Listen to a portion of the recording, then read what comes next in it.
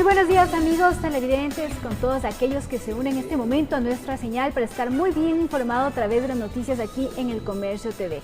7 en punto de la mañana y me acompaña Sofi. Hola Sofi.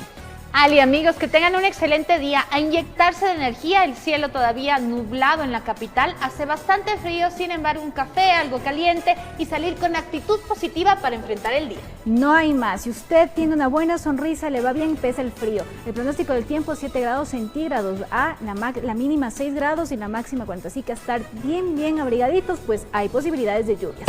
¿Te parece si vemos el tráfico también cómo está? Que sí. Que eso les tiene por lo general con un dolor de cabeza a toda la ciudadanía que intenta ya a salir y cumplir con sus funciones del día. Les contamos que en la avenida Mariscal Sucre, a la altura del Tejar, la Isla 3, del Museo del Yacu, realmente, como ustedes pueden ver en pantalla, hay un tráfico bastante pesado.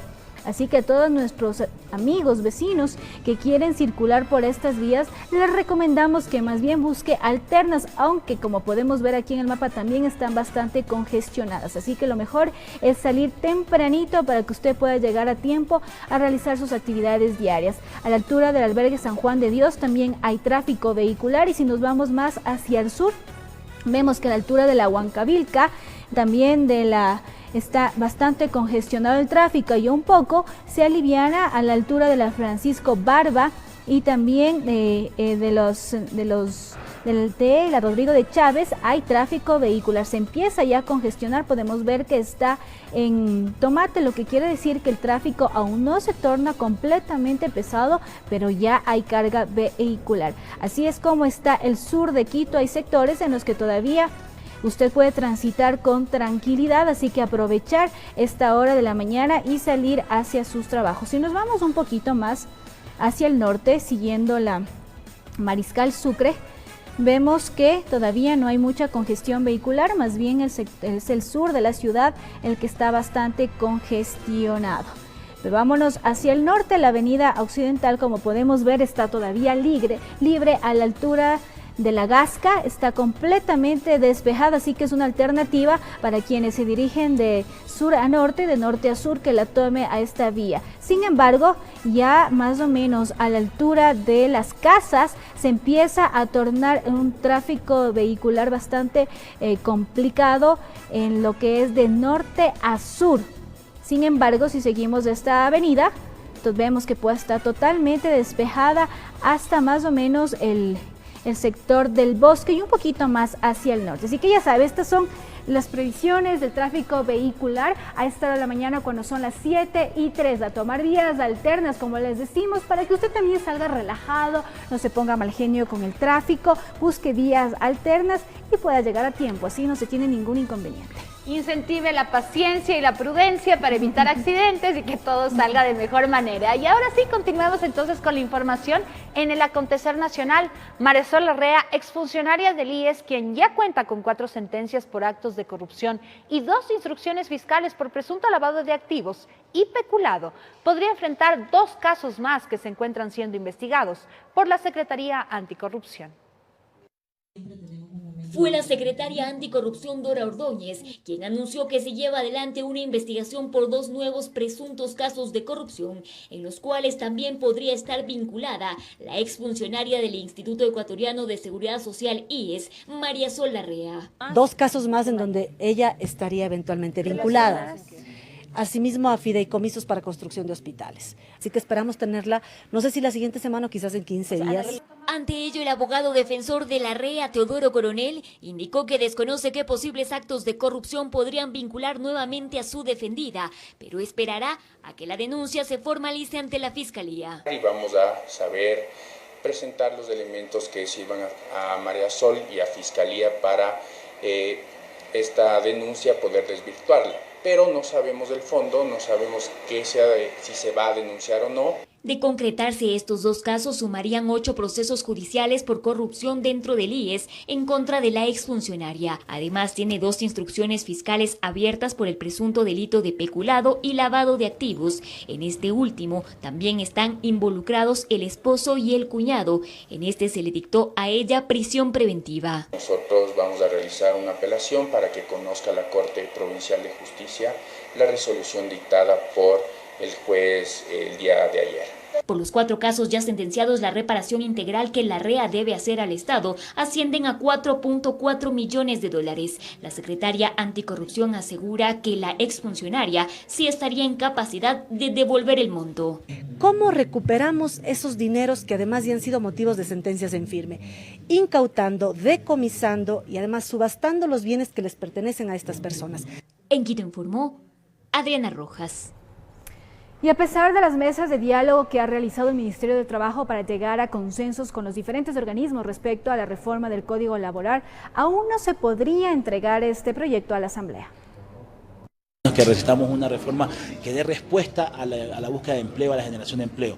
Esta reforma va a ir de la mano con la ley que está actualmente económica en la Asamblea. De esa manera se refirió el ministro de Trabajo Andrés Madero respecto a la reforma del Código Laboral que se ha venido trabajando en más de 70 mesas de diálogo con varios organismos. Y yo creo que todos, deponiendo intereses particulares y personales, deponiendo intereses políticos, si empezamos a realizar un pensamiento en pro del país, vamos a sacar estos consensos adelante. No se puede decir que ya hay un acuerdo dentro de todo ese nivel.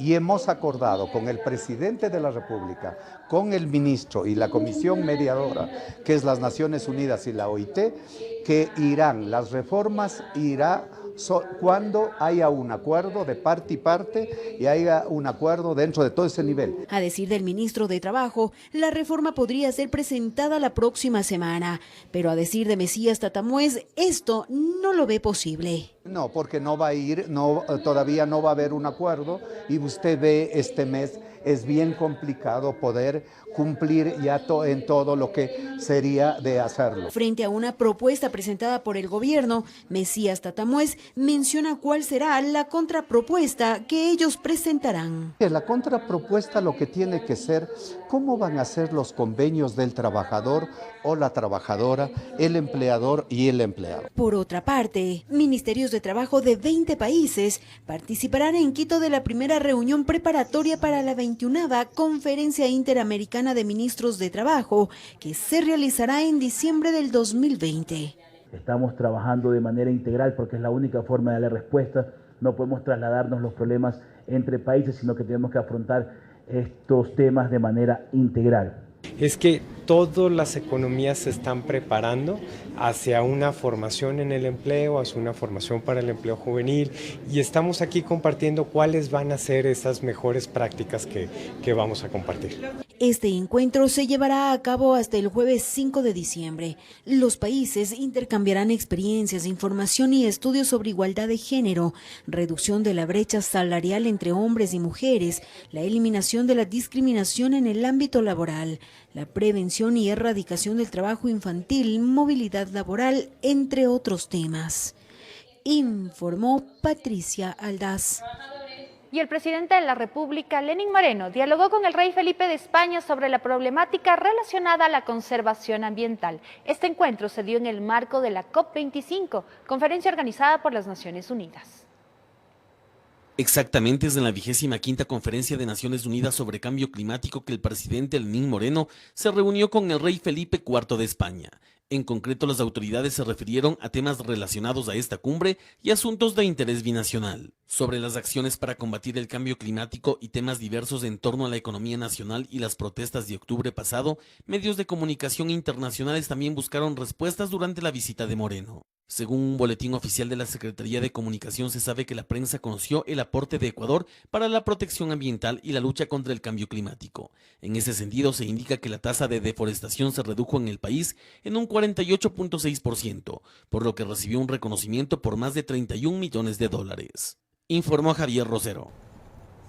Y colectivos feministas denunciaron la reducción de presupuesto para el 2020 en la implementación de la política intersectorial sobre prevención del embarazo en niñas y adolescentes. Solicitaron al Ejecutivo que revea la decisión.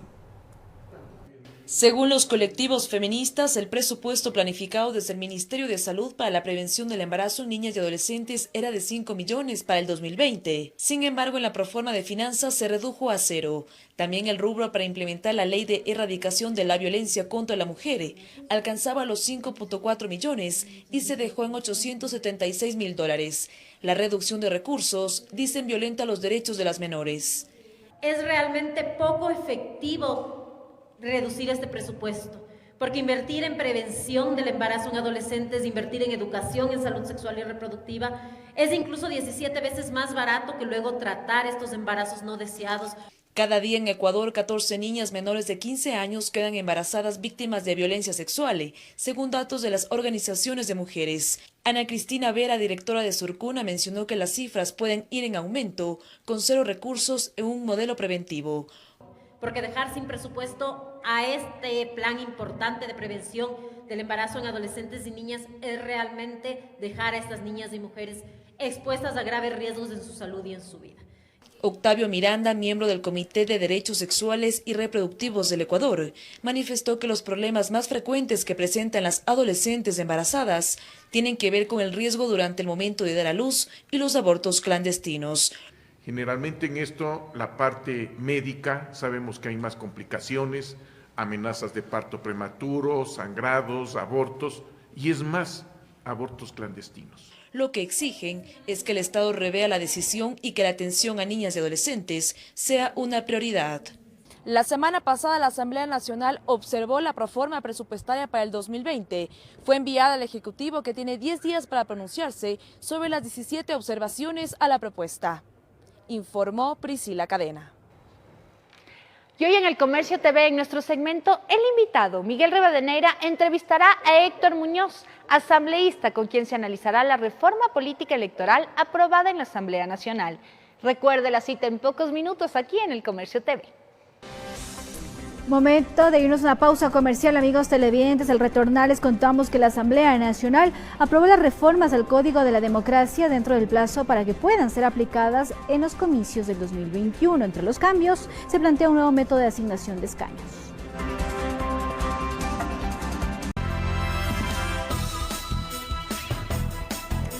Muchas gracias por seguir en nuestra sintonía aquí en El Comercio TV. Les contamos que la Asamblea Nacional aprobó las reformas al Código de la Democracia dentro del plazo para que puedan ser aplicadas en los comicios generales del 2021. Entre los cambios se plantea un nuevo método de asignación de escaños, paridad de género y mecanismos de control del gasto electoral. En 3 se dividió las votaciones para reformar el Código de la Democracia. Un primer paquete general y otros 2 referentes a las normas de paridad y alternatividad y al método de asignación de escaños respectivamente. En el referente a la paridad de género, los cambios se aprobaron con 113 votos afirmativos. El resultado fue celebrado en el Pleno. Ha sido aprobada la moción número 3, señor presidente.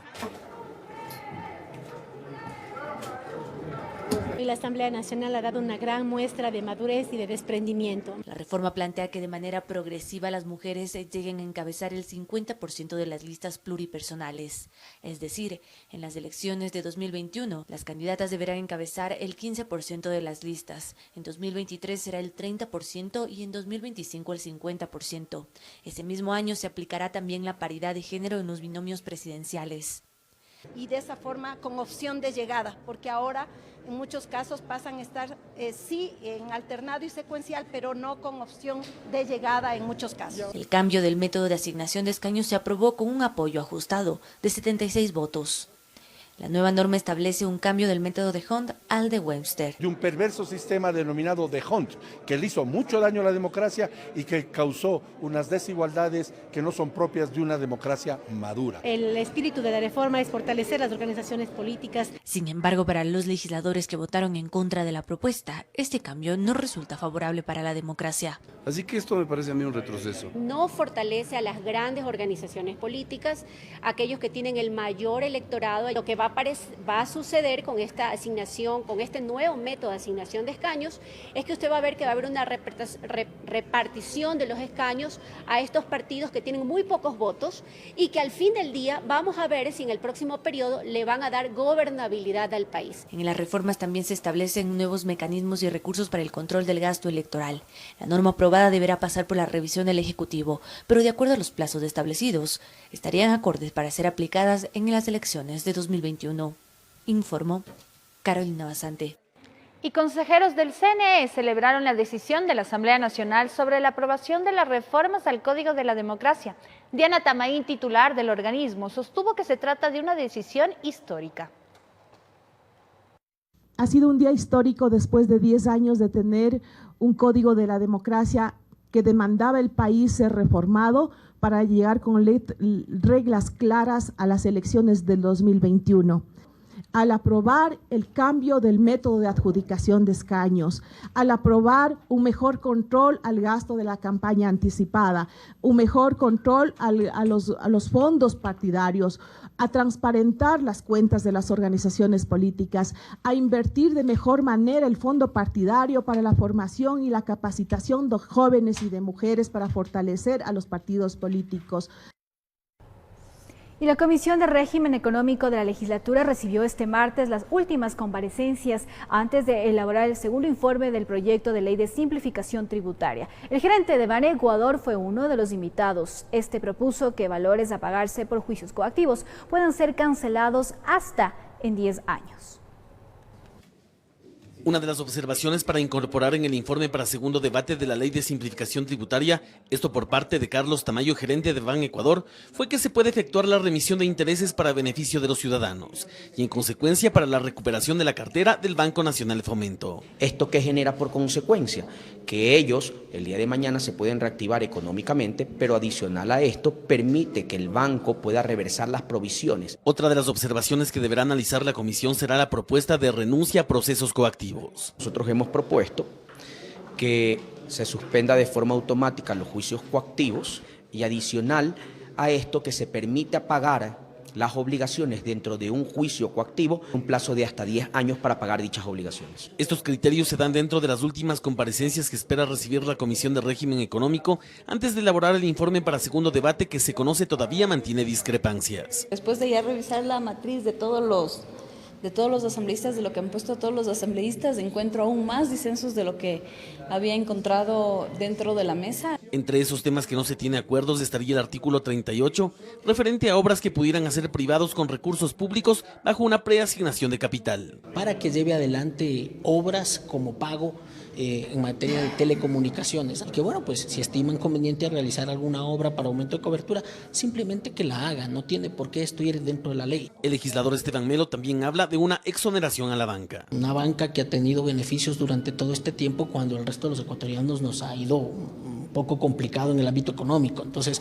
ante eso, so pretexto de los emprendedores, de esos señalarles que los emprendedores lo que necesitan es crédito barato y para eso se tiene que bajar el tipo de interés. Además, se habla que el artículo 36 permitiría que capitales golondrinas lleguen al país, temas que a pesar de resultar complicados, señalan otros legisladores, pueden ser superables. Aquí todavía hay un poco de disensos, no hay mucho consenso dentro de los asambleístas de la comisión, pero creo que son superables. El presidente de la Asamblea Nacional, César Litardo, informó que este proyecto de ley llegaría al pleno de la legislatura este próximo 9 de diciembre. El próximo lunes será la votación del segundo debate. Vimos en el primer debate que ya había un poco procesado el 80% de los consensos. Creo que en estos días debe ya eso ratificarse a un porcentaje mayor, así que yo creo que no va a haber novedades y esta ley debería aprobarse. La Comisión de Régimen Económico prevé tomar votación y aprobar este jueves del segundo informe de la Ley de Simplicidad y Progresividad Tributaria, misma que fue enviada por el Ejecutivo en noviembre pasado. Informó Javier Rosero. Y al volver de la pausa, son las 7 de la mañana con 24 minutos. Después de 10 años, Ecuador realiza un concurso internacional a largo plazo para la exportación de más de 20 millones de barriles de crudo oriente. Y además, Osvaldo Jarrín, ministro de Defensa, lamentó el fallecimiento de un subteniente que fue arrastrado por una corriente cuando realizaba el curso de Tigres. Ya regresamos con esta información y mucho más aquí en El Comercio TV.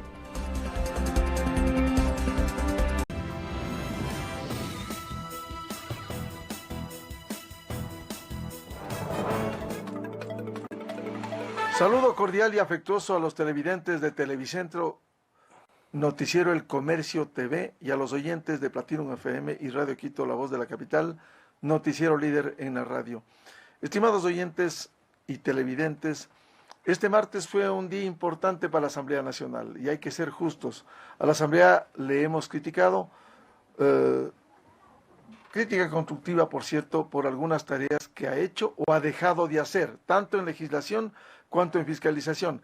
Quizás la función legislativa aquí y en el mundo siempre ha tenido reparos por las acciones u omisiones que tienen. Ayer luego de un largo proceso en el segundo y definitivo debate, se logró aprobar reformas al Código de la Democracia, ley electoral. Importantes. Hubo planteamientos como el de Luis Verde Soto, consejero del CNE, que fue mucho más amplio, más de 200 artículos. Sin embargo, dado a la carrera contra el tiempo que había, porque de acuerdo con la Constitución y la ley, no se puede hacer reformas al menos un año antes de las elecciones que se prevé para febrero del 2021. Es decir, en febrero del 2020 debe estar todo en vigencia. Para hablar de este tema, queremos dar la bienvenida al asambleísta Héctor Muñoz, que ha estado muy activo en este proceso. Asambleísta Muñoz, ¿cómo resumiría usted la aprobación de estos 160 artículos de la reforma político-electoral? Muy buen día. Muy buenos días, Miguel. Muchas gracias por esta invitación. Un saludo cordial a todos los que nos ven y nos escuchan. Sí, efectivamente, ayer se dio esta votación del segundo debate del Código de la Democracia. Recordemos que este informe para segundo debate estaba listo desde enero del 2018. Con otros textos. Con otros textos absolutamente diferentes. Eso hizo la anterior Comisión de Justicia. Y desde mi punto de vista sí se demoró mucho el debate para poder incorporar estas nuevas observaciones. Si bien es cierto, la Ley Orgánica de la Función Legislativa le permite al ponente, en este caso a la presidenta de la comisión, que pueda incorporar algunas observaciones, no es menos cierto que entonces puede cambiar todo el informe que ya estaba listo para segundo debate. Y es por esto que se trató de priorizar algunos temas importantes. Desde nuestro punto de vista, el tema más importante era el asunto de la transparencia, que luego de comunicarlo, de expresarlo en el Pleno, fue acogido con muy buenos ojos por todas las bancadas y todos los asambleístas que el día de ayer lo demostraron con el voto. Y son dos temas que son importantes respecto a los recursos que tienen las campañas, que yo creo que esto es importante analizarlo, más allá del tema coyuntural, más allá de todo el escándalo de Arroz Verde o de sobornos 2012-2016, me parece que los ecuatorianos esperaban una respuesta de la Asamblea en función de la transparencia.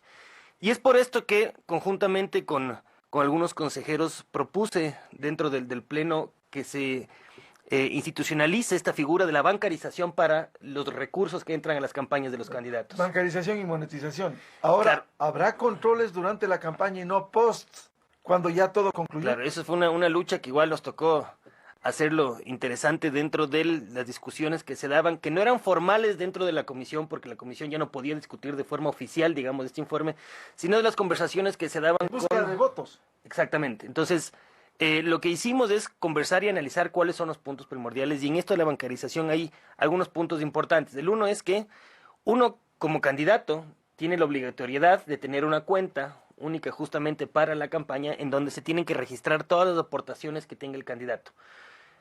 Esto tiene que hacerse con 3 cortes dentro de los 45 días de campaña, a los 15 días, a los 30 días y a los 45 días, que es lo lógico, ¿no es cierto? Porque si es que esto... al CNE. Y se lo tiene que reportar al CNE. Aparte, se puso un artículo que es interesante sobre la interconexión de los sistemas para que la UAFE, el SRI, inclusive la Fiscalía tengan conocimiento de los ingresos que tienen cada uno de los candidatos de estas cuentas.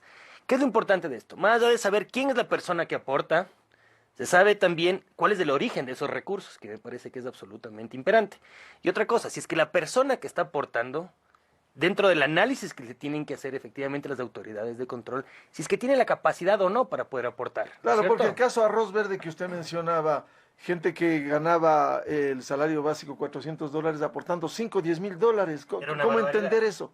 Entonces, justamente esa era la lógica de poner esta medida. Y por otro lado, como bien usted lo manifestó, el tema de la monetización. Esta figura de la monetización es ponerle un valor a las aportaciones en especie. Existen en algunos países ya la limitación de esto de las aportaciones en especie, y existen otros países como por ejemplo, si no me equivoco, Brasil, en donde prohíbe justamente estas aportaciones en especie para eliminar riesgo de lavados de activos y un poco de cosas relacionadas con la corrupción. En este caso la idea es que se ponga un valor, es decir, si es que yo soy candidato para el 2021 a cualquiera de las dignidades y yo recibo, por ejemplo, camisetas, me entregan 200 camisetas, ¿cómo se registraba eso?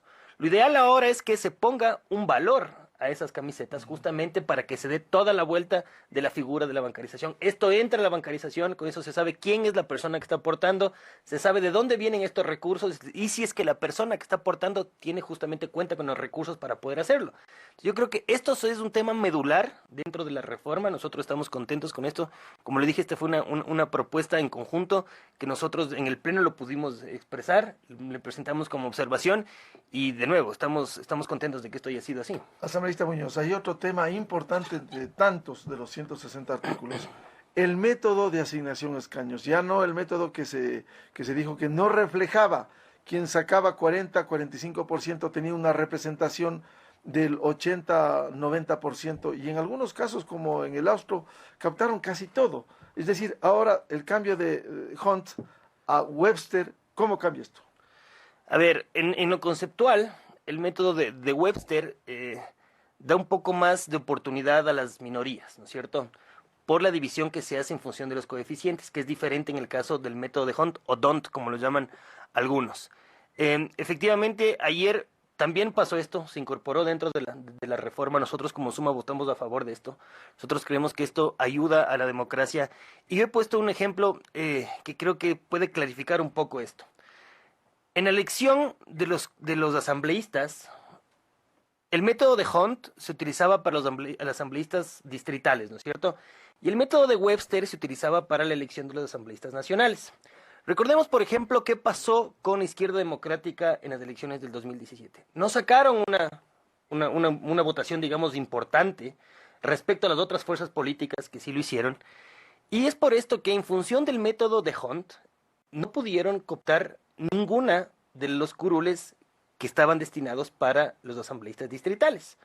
No obstante, en el caso de los asambleístas nacionales, sí, y es por esto que está en el curul, de forma legítima, el asambleísta, por ejemplo, Vilma Andrade. Lo que no hubiese pasado bajo ningún punto de vista si es que en el tema de los nacionales se hubiese hecho el cálculo a través de los coeficientes de Hunt.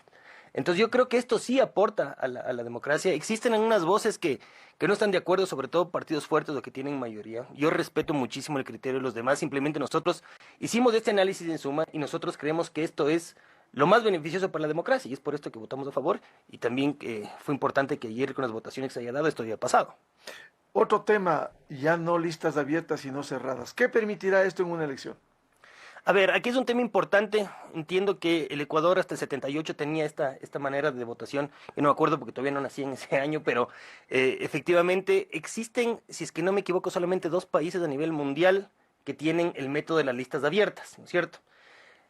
Entiendo que la motivación principal para poder cambiar esto es que no se le obliguen a los ecuatorianos o las personas que vayan a votar.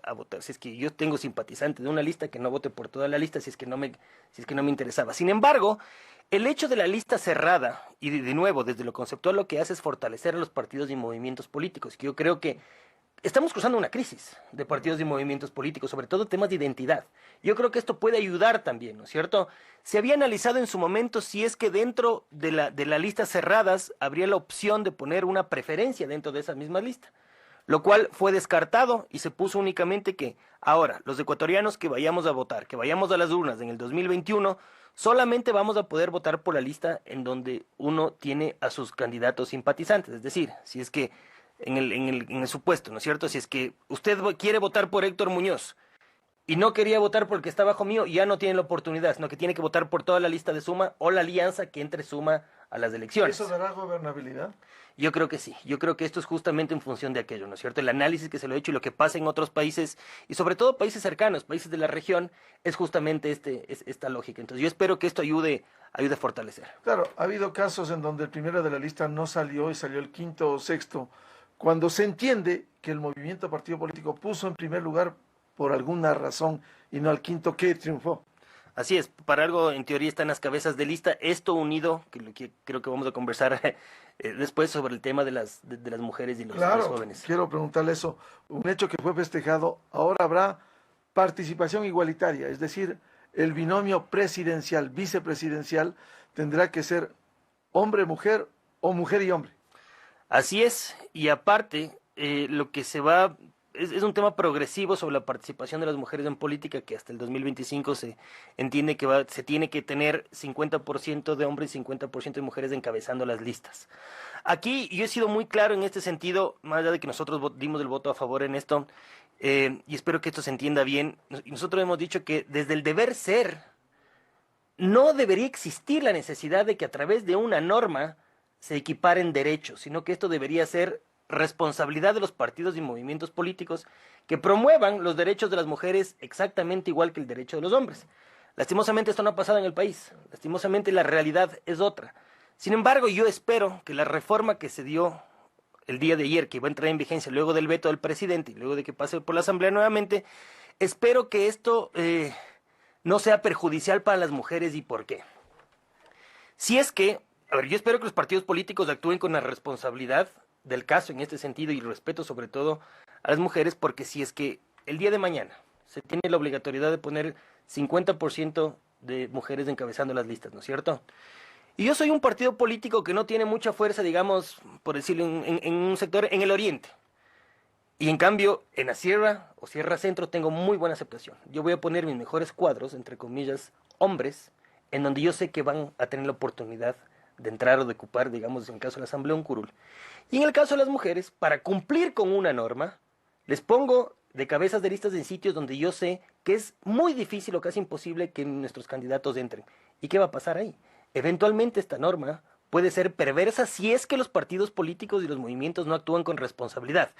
Yo me puse a investigar un poco este asunto y, por ejemplo, México, que tiene normas un poco parecidas a esta, establecen a través de un reglamento cuáles son las limitaciones que tienen justamente para evitar que este tipo de acciones de los partidos políticos irresponsables puedan ir en desmedro de los derechos de las mujeres. Entonces, yo espero también que esto se lo analice a profundidad y que el gobierno, con la entidad que crea correspondiente, que tiene que ser el Ejecutivo, establezca un reglamento justamente para tratar de limitar estas acciones que pueden ser perjudiciales. Asambleísta Muñoz, siendo importante estas reformas al Código de la Democracia, ¿qué se quedó fuera del debate? A ver, yo creo que por el tema de los tiempos, como le decía yo, si es que hubiese habido la decisión política adecuada, esto se hubiese y oportuna, esto se hubiese podido discutir con mayor profundidad. Yo creo que el país necesita de una reforma estructural en temas de democracia, justamente para fortalecer a la misma democracia. Hay temas que no se lo toparon a profundidad, como por ejemplo la desaparición o no de las circunscripciones, ¿no es cierto? Eso yo creo que tiene que necesariamente venir para una reforma que venga ya desde el 21 en adelante, y esa fue la postura que yo terminé diciendo en mi intervención en el Pleno, que es, no queremos que sea una norma que tape baches, ¿no es cierto? Que simplemente vaya a tapar huecos que se tienen ahorita y como para dar un mensaje al país de que sí, la Asamblea cumplió. No es eso. Eventualmente los politiqueros quieren hacer esto. Yo creo que nosotros como Suma hemos tenido una línea sumamente firme en ese sentido y decir que el país necesita de una reforma estructural, y es por esto que comprometí a todos los asambleístas, inclusive al presidente de la Asamblea, que una vez que pasemos esta reforma que va a entrar en vigencia para el 21, nos dediquemos de verdad a hacer una reforma estructural para el 23 y en adelante, que yo creo que es lo que el país necesita. ¿Y uno de los insumos sería lo que precisamente presentó Luis Verde Soto? Por supuesto, a mí me parece que la propuesta del consejero Verde Soto es absolutamente importante, es interesante. En algunas cosas hay que analizar lo conceptual con la práctica para ver cuál es, exista una sinergia adecuada y pueden ser viables las reformas, pero yo creo que ese documento puede servir de base para una futura reforma. ¿Cómo quedan los padrones electorales tan cuestionados durante todos los procesos? La idea de esto es que exista un padrón activo y un padrón pasivo, ¿no es cierto? Este padrón pasivo se les deja de lado, por ejemplo, queremos evitar que pasen lo que pasa en otros países, donde votan muertos, en donde votan desaparecidos, en donde se han dado muchos de estos temas. Y la idea es que si, por ejemplo, yo no he votado por 2 elecciones consecutivas, por el motivo que sea, yo me encuentro en un padrón pasivo. Es decir, cuando vayan a hacer las elecciones, yo no consto dentro del padrón electoral. Sin embargo, yo tengo la posibilidad de acercarme a las autoridades y decir, efectivamente, yo no he votado las 2 últimas elecciones, pero yo estoy aquí, yo quiero votar, y en ese momento me cambian del pasivo al activo, para que yo tenga la oportunidad de votar. Entonces yo creo que esto es un tema innovador, es un tema importante. Hay un hecho importante, asambleísta Muñoz. Quienes reinciden como candidatos, quienes han vivido de candidatos y no logran un porcentaje mínimo, ¿qué les va a pasar? Importantísima la pregunta, y creo que es algo también innovador. Aquellos que no logren el 4% de los votos válidos, lo que va a pasar es que van a tener una sanción de carácter administrativa, y esta sanción es que tendrán que devolver el 50% de las aportaciones que hace el Estado para las campañas de cada uno. Entonces yo creo que esto es un tema importante, que se protegería los recursos del Estado. Me parece que hay algunos temas que son innovadores, muchos yo creo que de estos son beneficiosos para el país. El tema de los debates, que nos estábamos olvidando también, yo creo que es fundamental. La obligatoriedad de los candidatos a la presidencia, sobre todo, de tener debates. Ha pasado mucho. La Constitución es que no se ha aplicado, el artículo 115 lo dice, nunca se aplicó. Y no se lo aplica, y es una barbaridad. Ahora se tiene igual una sanción el hecho de no hacerlo, porque lo que se ha visto, ¿no? Y lo que se vio inclusive en el tema de la alcaldía aquí en Quito. El candidato que estaba primero dijo, yo no acudo a los debates porque eventualmente esto no va a ser beneficioso para mí, prefiero quedarme con lo que tengo, y esto de verdad es, aquí lo que tiene que primar es el conocimiento de la gente justamente de las propuestas de campaña. Que vaya con cabal conocimiento de causa a un proceso electoral. El asambleísta de Suma, Héctor Muñoz, en el noticiero El Comercio, a través de Televicentro. En las radios, Platinum FM y Radio Quito, continuamos este diálogo. Y recuerden, quienes desean revisar las entrevistas en la página web del Comercio. Un feliz miércoles a todos los televidentes y oyentes. Volvemos. Continuamos con más información y les contamos que después de 10 años Ecuador realiza un concurso internacional a largo plazo para la exportación de más de 20 millones de barriles de crudo Oriente. En esta transacción participarán 51 empresas.